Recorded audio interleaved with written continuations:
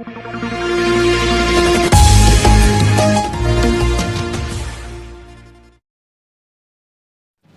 आप देख रहे हैं जनमंच खबर और हम आज बात कर रहे हैं एक ऐसे स्वास्थ्य समस्याओं से जुड़ी हुई समस्या की जिससे आज के समय में लगभग हर परिवार पीड़ित है। कहा जाता है कि किसी भी घर में जब जाएं तो सबसे कॉमन बीमारी जो दिखती है वो गैस की दिखती है और हर कोई आज के समय में गैस की दवाइयां ढो रहा है, गैस की दवाइयां खा रहा है, अलग अलग तरह के यत्न कर रहा है। कुछ लोग योगा कर रहे हैं, कुछ लोग एक्सरसाइज कर रहे हैं। तो इन सारी चीजों के बारे में हम विस्तृत चर्चा करेंगे, बात करेंगे यहाँ उपलब्ध विशेषज्ञ डॉक्टर से और ये जानने की कोशिश करेंगे कि आज के समय में इस सारी बीमारियों के पीछे का कारण क्या है, कैसे लाभ ले सकते हैं और महाराजगंज जैसी जगह पर आप अपनी बीमारी को कैसे सटीक तरीके से दुरुस्त कर सकते हैं। सर, सबसे पहले तो महाराजगंज में आपका स्वागत है। आप यहाँ कैसे हैं, अपने बारे में थोड़ा सा बताइए और उस सारी चीजों के बारे में बताइए जिसका लाभ यहाँ के लोगों को मिलने वाला है। पहले तो मैं आपको बहुत धन्यवाद देना चाहता हूँ कि आपने मुझे ये अपॉर्चुनिटी दी।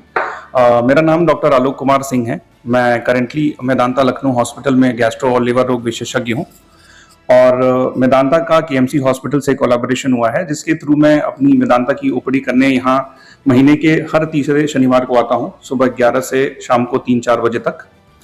तो मैं यही कहना चाहूंगा कि यहाँ की जो भी लोकल जनता है वो किसी को भी गैस्ट्रो या लिवर रिलेटेड अगर इश्यूज हैं तो वो सुविधा पाने के लिए महाराजगंज के केएमसी डिजिटल हॉस्पिटल में हर महीने की तीसरे शनिवार को आ सकते हैं।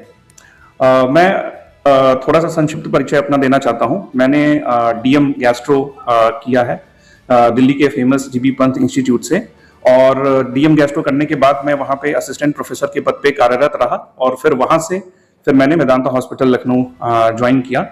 इस एरिया में आने का मेदांता और केएमसी हॉस्पिटल के कोलैबोरेशन के अलावा मेरा एक अपना खुद का भी बहुत बड़ा रीजन है।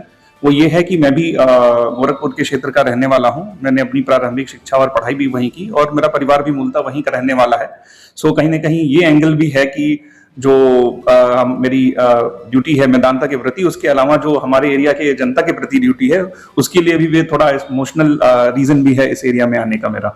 अब बात करें ना गैस्ट्रो और लीवर की, हमने जैसे इंट्रो में कहा कि लगभग हर घर का हर व्यक्ति सबसे बड़ी जो कॉमन डिजीज से जूझ रहा है वो है गैस। तो क्या प्रमुख कारण है और क्या दिनचर्या ऐसी है जिसकी वजह से ये सारी दिक्कतें ज्यादा बढ़ गई पहले की तुलना में? जी, अगर आप सिर्फ गैस ही नहीं, अगर आप देखेंगे पिछले 10 सालों का बीमारियों का जो डेटा है तो जो लाइफस्टाइल से जुड़ी बीमारियां हैं उनका इंसिडेंस काफी बढ़ता जा रहा है। सो इसका प्रमुख कारण है कि पिछले कुछ सालों में जो लोगों की दिनचर्या, डाइट और लाइफस्टाइल में जो चेंजेस आए हैं उनके कारण से जो लाइफस्टाइल रिलेटेड डिसीजेस हैं उनका इंसिडेंस बढ़ जाता है। सो जिसको आम बोलचाल की भाषा में गैस बोलते हैं कि भाई पाचन संबंधी जो समस्याएं हैं उनका भी कहीं ना कहीं से रिलेशन इस बात से भी है कि भाई आप सेडेंटरी लाइफस्टाइल अगर आपकी है, आप ज्यादा समय बैठे रहते हैं, चलना फिरना आपका कम है, एक्सरसाइज कम है, नॉर्मल रूटीन काम जो पहले के जमाने में लोग किया करते थे, घर से दूर जाते थे, उसमें ही इतनी एक्सरसाइज हो जाती थी कि आपको अलग से उसके लिए समय निकालने की जरूरत नहीं रहती थी। सो एक तो यही है कि लाइफस्टाइल चेंजेस और दूसरा डाइटरी चेंजेस।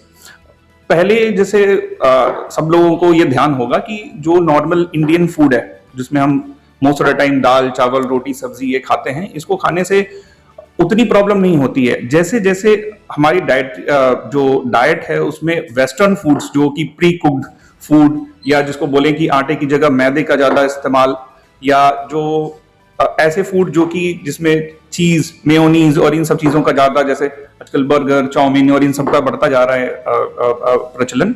सो इन सब चीजों को लेने से ही गैस की समस्या थोड़ी ज्यादा बढ़ने लगी है आजकल। तो और लीवर संबंधित किस तरह की बीमारियां लोगों में कॉमन देखी जा रही है? जी, एक मैं छोटा सा आपको एग्जांपल देना चाहूंगा। आजकल आपके भी जानने वाले या आप जो भी हमारे दर्शक हैं उनके जानने वालों, कई बार ऐसा होता है कि आप किसी भी कारण से पेट का अल्ट्रासाउंड कराने जाते हैं और रिपोर्ट में लिख के आता है कि आपको फैटी लिवर है। सो हम देखते हैं कि फैटी लिवर की समस्या काफी आम हो गई है, काफी कॉमन है। इनफैक्ट मतलब अगर आप डॉक्टर से भी कई बार आप सलाह लेने जाएंगे तो वो बोलेगा कि कुछ नहीं है, नॉर्मल है। फिर आप बोलेंगे नहीं सर फैटी लिवर लिखा है, फिर भी वो बोलेगा कि नहीं कुछ नहीं तो नॉर्मल है। सो अगर हम लेटेस्ट रिसर्च की माने, जो इंडियन पॉपुलेशन की लेटेस्ट एक स्टडी आई है उसमें ये है कि हर चौथे या तीसरे भारतीय को फैटी लिवर की समस्या है आज की डेट में।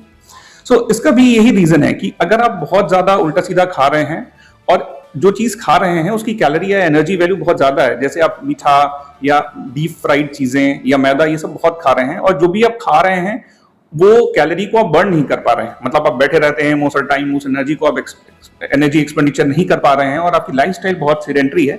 सो जो फैट आप एक्सेस फैट आपके शरीर में जा रहा है वो आपकी पेट की चर्बी के साथ साथ आपके लिवर पे भी जमा हो जाएगा।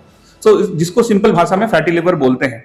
अब 80 to 90% लोगों को फैटी लिवर से ऐसा कोई नुकसान नहीं होता है, बट हाँ, अगर 100 लोगों को फैटी लिवर की समस्या है उसमें से 8-10% ऐसे होंगे जिनको उनके कारण से लिवर में सूजन या कुछ माइल्ड सिम्टम्स आ सकते हैं। और बहुत ही रेयर सिचुएशंस में अगर ये प्रोग्रेस कर गया तो आगे चल के लिवर सिरोसिस और लिवर खराब होने की भी समस्या आपको हो सकती है। इसके साथ अच्छी बात यही है कि इसका कोई ट्रीटमेंट लेने के लिए हमें बहुत महंगी दवाएं या फैंसी चीजों की जरूरत नहीं है। अब बेसिक यही इंटरवेंशन से जो उसका कारण है वही उसका बचाव है। अगर आप खाने में परिवर्तन लाएं, डाइट प्रॉपर लें, एक्सरसाइज करें, इन सब चीजों से ही फैटी लिवर को पूरी तरह से इनिशियल स्टेजेस में रिवर्स किया जा सकता है। तो दैनिक दिनचर्या को दुरुस्त करके बहुत सारी बीमारियों को हम दूर कर सकते हैं। आज के ज़माने में आपकी अपनी क्या सलाह होगी कि जनरली खाने की जो एक टाइमिंग है, टाइम ड्यूरेशन भी है, वो भी एक कारण है, तो एक दैनिक दिनचर्या क्या हो जिससे इस तरह की समस्या से लोग बच सकें? जी देखिए, अगर हम नॉर्मल हमारे घरों में क्या होता है कि 3 मेजर मील्स हम लेते हैं। एक मॉर्निंग ब्रेकफास्ट होता है, एक दोपहर का लंच होता है और रात का डिनर। सो अगर हम ब्रेकफास्ट बहुत अच्छे से करें, लंच भी ठीक ठाक करें, जो डिनर है वो कम करें और जल्दी करें। सो इससे क्या है कि ये हेल्दी डाइट पैटर्न है। हम यूजुअली करते क्या है, हम उल्टा करते हैं। हम ब्रेकफास्ट के टाइम पे आप लेट उठते हो, कहीं भी जाने की जल्दी में रहते हो, वो ठीक नहीं करते हो आप। लंच में ऑब्वियसली आपके वर्किंग टाइम में अगर होता है, अगर आप वर्किंग हैं तो वो प्लस माइनस है। डिनर के टाइम में ऑब्वियसली आप घर पे रहते हैं, रिलैक्स रहते हैं, तो हम डिनर क्या करते हैं आजकल की बहुत ज्यादा करते हैं और लेट करते हैं, जबकि ऐसा होना नहीं चाहिए, होना उल्टा चाहिए। You should breakfast like a king, then lunch medium होना चाहिए, डिनर बहुत जल्दी होना चाहिए, कम होना चाहिए, पहली चीज। दूसरी चीज, जिनको गैस की या एसिड रिफ्लक्स की समस्या है वो लोग ये ट्राई कर सकते हैं कि एक बार में ज्यादा खाने की बजाय कई बार में थोड़ा थोड़ा खाएं। मतलब जैसे अगर आपको एक बार में 4 या 5 रोटी की भूख है तो आप एक बार में 5 रोटी की जगह 2 बार में 2-2 या 2.5 रोटी करके खा लो। तो स्मॉल फ्रीक्वेंट मील्स ये है। और डिनर कम होना चाहिए, जल्दी होना चाहिए। खाने में फाइबर की मात्रा, फलों जैसे फल हो गया, सलाद हो गया, इन सब की मात्रा ज्यादा होनी चाहिए। और डीप फ्राई और ऑयली फैटी चीजों का या प्री कुक जो चीजें होती हैं उनको आप अवॉइड करेंगे तो ये एक हेल्दी डाइट मानी जाएगी गैस्ट्रो पॉइंट ऑफ व्यू से। आपने समय दिया, बात की, इतनी अच्छी जानकारी शेयर की, इसके लिए धन्यवाद। Thank you. तो गैस और इस तरह की बेसिक समस्याओं से आप कैसे निजात पा सकते हैं, डॉक्टर साहब से आपने जाना। आपका कोई सवाल है तो आप हम तक पहुंचाएं, हम प्रयास करेंगे उन सवालों का जवाब लेने के लिए। और आपको ये बता दें कि केएमसी और मेदांता मिलकर में डॉक्टर आलोक कुमार सिंह द्वारा प्रत्येक महीने के तीसरे शनिवार को यहाँ ओपीडी लगाई जाती है, यहाँ मरीज देखे जाते हैं, जो कि लगभग सरकारी दरों पर उपलब्ध है। आप आकर इनकी सेवाएं ले सकते हैं। ये पूरा कार्यक्रम, पूरा वीडियो आपको कैसा लगा आप हमें कमेंट बॉक्स में बताएं। इस कार्यक्रम से जुड़े रहने के लिए आपका धन्यवाद।